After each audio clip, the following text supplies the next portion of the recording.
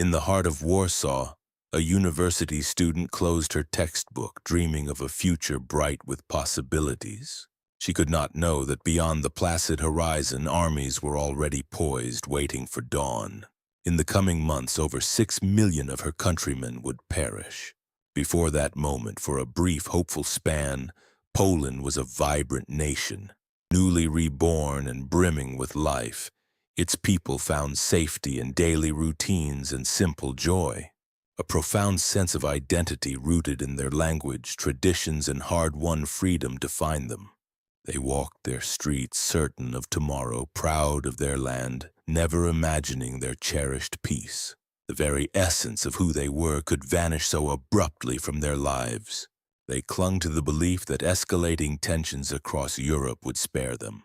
War was a distant echo, not a storm gathering on their very doorstep. Life continued, outwardly serene while history held its breath, observing the world's fragile calm.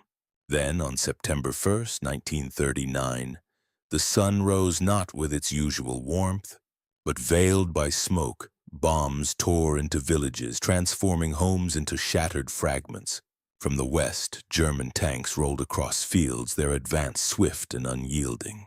As soldiers stormed towns and cities, the very fabric of life in Poland began to unravel. Streets crumbled into rubble, and morning light revealed not the promise of a new day, but chaos and profound fear as cities became targets for relentless bombardment.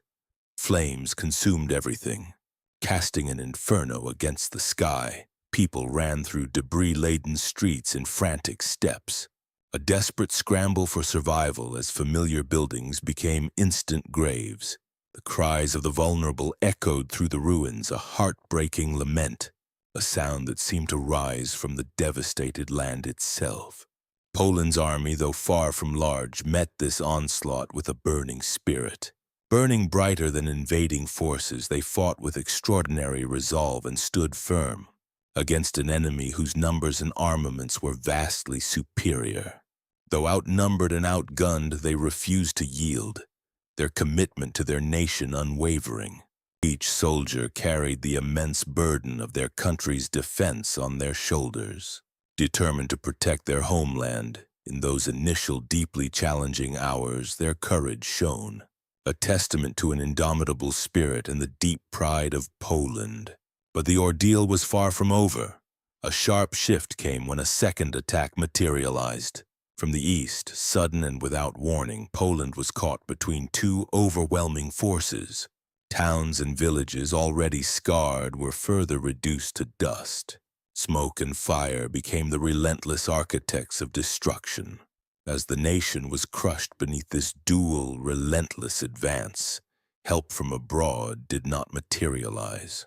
Only silence answered Poland's cries, a vast echoing quiet that stretched across the land. In this profound absence of aid, a heavy shroud of fear, despair, and devastation settled. It settled over the nation, leaving no person or place untouched. Every heart was burdened with an unbearable weight of loss. The period of occupation began, and with it, freedom became a memory. Replaced by a pervasive fear, speaking one's mind or existing openly became fraught with danger. Survival became the singular focus. Streets often lay empty, and hope grew fragile. Overshadowed by an oppressive presence, severe suffering tore families apart, scattering loved ones and leaving many in the grip of deep hunger. Empty stomachs and desperate hearts became common. Basic humanity seemed to recede. The stark reality of survival became the only governing principle. Yet even under the most severe oppression and dramatic destruction, the spirit of Poland endured. Hope did not vanish. Instead, it moved underground, finding refuge in whispered plans, in secret gatherings, and in the resolute hearts of those who refused to surrender. A resistance movement quietly began, sustained by brave men and women, finding small, defiant ways to strike back. Their courage moved silently through the shadows, a steadfast light in the profound darkness of occupation. Finally, after years of devastation, the conflict ended. The guns fell silent, but deep scars of war remained etched upon the land. Not only upon the land itself, but within the very hearts of the Polish people. Slowly, villages began arduous rebuilding. Families grieved immense losses, and survivors carried weight. The immeasurable weight of everything they had endured remained with them.